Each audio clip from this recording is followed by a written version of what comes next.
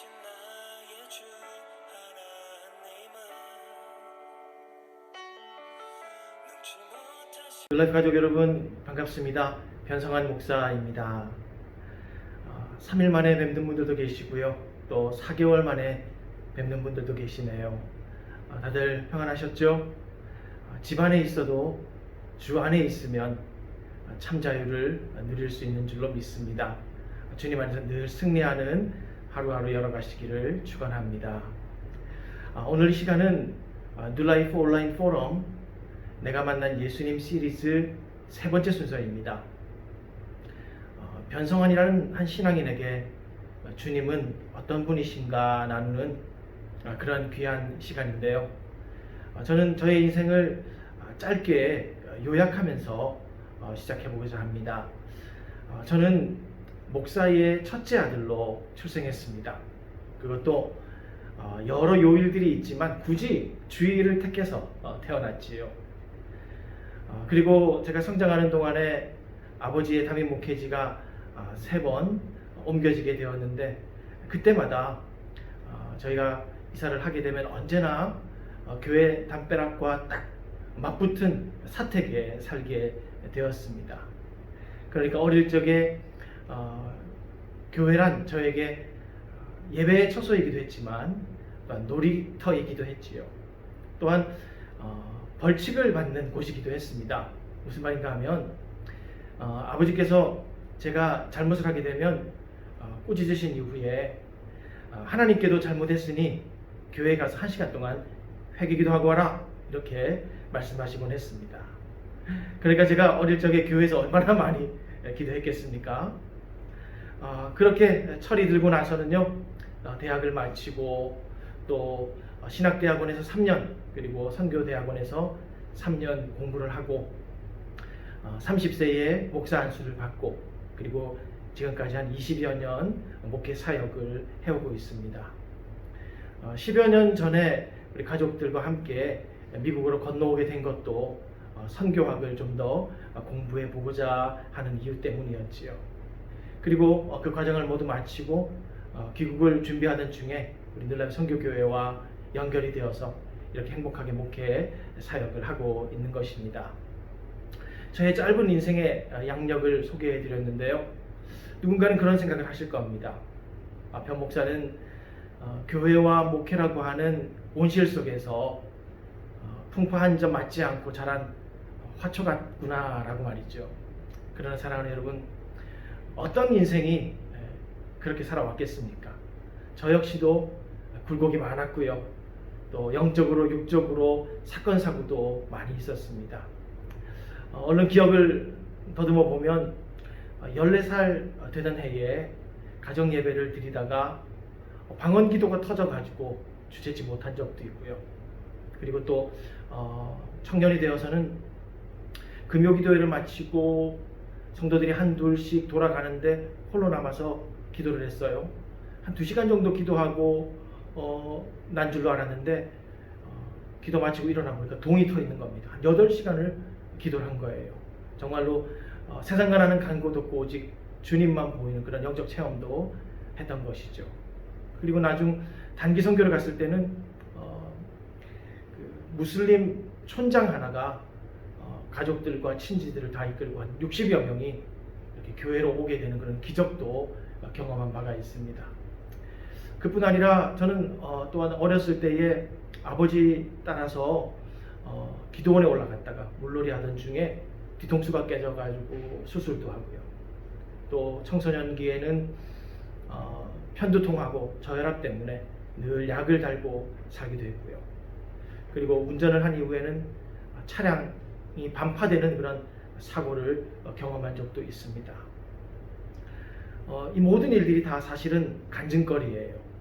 그렇지만 오늘 저는 여러분들께 그것을 나누고자 하지 않습니다. 그것보다 저를 저되게 한 더 중요한 2가지 사건과 에피소드를 여러분과 좀 나누고 싶어요. 어찌 보면 저의 인생을 만들어 온 그러한 하나님의 기적과도 같은 섭니다. 그렇게 생각합니다. 그런데 그 기적은 바로 일상 중에 있는 것이었어요. 첫 번째는요, 1992년 봄으로 기억을 합니다. 제가 신학대학원을 진학 앞두고 이제 제 마음속에 기대감도 있었고 또 두려움도 있었고 이런 복잡한 심경으로 살고 있던 때였는데요. 어느 날 저녁에 전화가 걸려왔어요. 어머니에게 걸려온 전화인데 제 고등학교 친구 어머니로부터 온 전화입니다. 여러분 잘 아시다시피 친한 친구 엄마한테 전화가 온다 그러면 문제가 생기잖아요. 어머니께서 전화를 마치고 나서 제게 와서 고등학교 친구 안부계가 대학 졸업하기도 전에 대기업 S사에 취업을 하게 되고 또 이만큼의 연봉을 받는다고 하더라. 너 한번 시간 내어서 축하 전화해줘라. 그렇게 말씀하시는 겁니다. 예 라고 대답을 했는데 그 순간 속이 이상하더라고요. 마치 음식이 체한 것처럼 어머니의 전해주신 스토리가 제 마음에 확 이렇게 채해버린 겁니다. 채증을 느끼게 됐어요. 그리고 나서는 이제 불면증이 오게 된 겁니다. 이런 생각들로 이제 힘든 시간을 보내게 된 거죠. 정말 나는 선택을 제대로 한 건가? 나의 미래는 정말 보장되어 있는 것인가?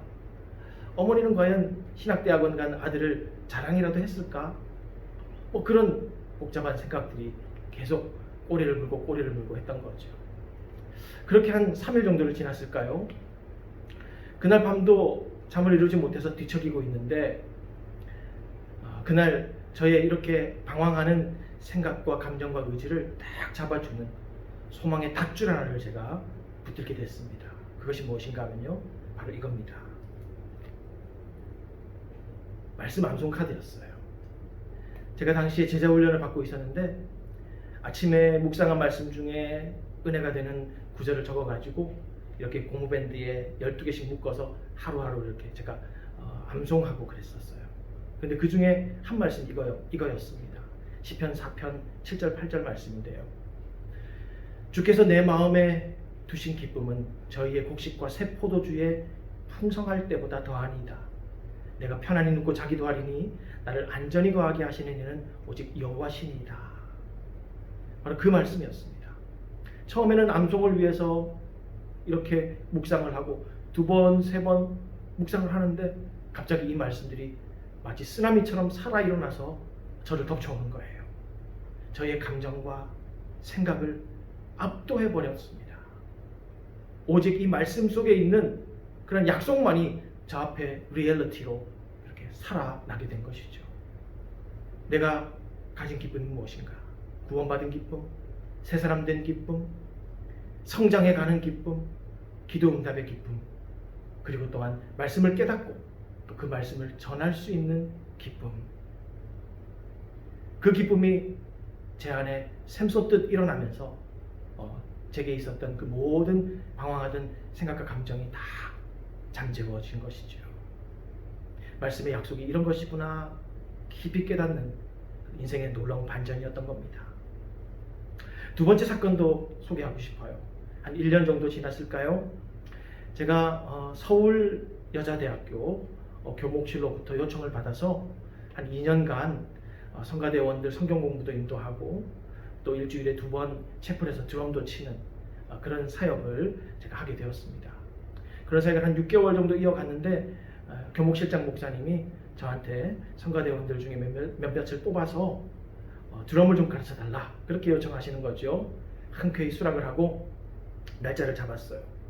아무래도 학교가 쉬는 8월 15일 광복절이 좋겠다 그렇게 날짜를 정하고 영선반으로 전날 가가지고 그 시설 관리하는 분들에게 목재도 구하고 또 톱과 망치와 못과 대패, 사포 이런 것들을 다 준비를 해 놓았죠. 그리고 나서 다음날 8월 15일이 되어서 일찍이 서울여대로 제가 전철을 타고 갔습니다. 그런데 아무도 나와 있지 않더라고요. 문은 닫혀 있고 조금 있다가 나와서 격려해 주시겠지 그렇게 제가 생각을 하고 작업을 시작했습니다. 한 2시간 정도 지났을까요? 11시 정도 됐는데 그쯤이면 누군가 이렇게 일하는 자리에 나와가지고 이렇게 바카스라도 하나 내줘야 되잖아요. 그죠? 그런데 아무 인기척이 없었습니다. 그래도 또 1시간 이렇게 진행을 했어요. 이제 점심시간이잖아요. 그쯤 되면 이제 짜장면 한 그릇은 이렇게 배달시켜 주시겠지 그랬는데 감감무소식인 겁니다. 물론 뭐 제가 짜장면 하나 시켜 먹을 수도 있죠. 그런데 그러고 싶지 않더라고요. 오기가 생기는 거예요. 그래서 그늘에서 작업하다가 괜히 떼약볕으로 나갑니다. 고생하는 장면을 이렇게 보라 이거죠 제가. 그래서 작업을 이렇게 계속 해가는데 이제 뭐 얼추 마무리를 해야 되는 3시 정도 되었을까요? 아무도 안 나타난 거예요. 너무나 상심이 됩니다. 일은 다 맞춰놓고 이제 그 드럼을 가르치는 그 틀을 다 짜놓고 터벅터벅 걸어서 버스를 타고 또 1호선 석계역에 왔어요. 그리고 전철이 들어오길래 전철에 몸을 실었습니다. 그날 광복절이고 쉬는 날이라 또 오후 3시경이라 제가 탔던 전철 칸 안에는요 한 5, 6명 정도 사람이 있었던 것 같아요. 근데 그 안에 몸을 탁 피곤한 몸을 실었는데 괜히 서러운 거예요. 억울하고요. 정말 이래도 되는 것인가? 내가 이렇게 박대받아도 되는 경우인가? 그만둬야 되겠다. 뭐 그런 생각까지 드는 거죠. 그런데 바로 그때였습니다. 제 깊은 내면에서부터 음성 하나가 들려오는 것 같았어요. 성환아, 내가 봤다. 내가 오늘 반나절 내내 너를 지켜보았다. 내가 보았다는 것과 내가 인정한다는 것, 그것으로 충분하지 않니? 그런 깨달음이 제 안에 일어난 겁니다. 더운 날이었는데요. 온몸에 그냥 소름이 얼마나 돋는지요. 마치 지성소의 휘장이 찢어져 열렸다라고 하는 그런 체험이라 할까요? 영적인 차원이 저의 시간과 공간으로 막 밀물 터지듯 밀려오는 그런 체험을 하게 된 것입니다. 여러분, 그날 광복절이라고 했죠. 잃어버렸던 나라의 자유와 주권을 되찾은 날, 저에게 또 다른 광복절이었습니다.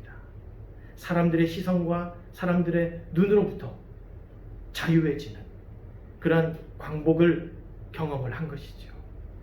오직 하나님의 시선 앞에 묶여지는 인생, 그런 인생이 어떠한 인생인지 알게 된 것입니다. 마치 저의 제2의 생일과도 같은 날이었어요. 제게 우리 주님은 바로 이런 분이십니다. 말씀 묵상 중에 찾아오시고요. 일상 속 거기에도 같이 계시는 분이십니다. 길이요, 진리요, 생명으로 저의 인생을 끌어가고 계시는 분이지요. 바로 그분 때문에 저는 신명나게 이 순례길을 갈 수 있는 것입니다. 바로 그 주님께서 지금 우리 사랑하는 뉴라이프 가족들과도 함께 계십니다. 특별히 이 어려운 때에 더욱 가까이 계시는 것이죠. 바로 그 주님과 매 순간 동거하고 동행하면서 철로 역정 힘차게 전진해 나아가는 그런 복된 뉴라이프 가족들 되시기를 주님의 이름으로 축복합니다.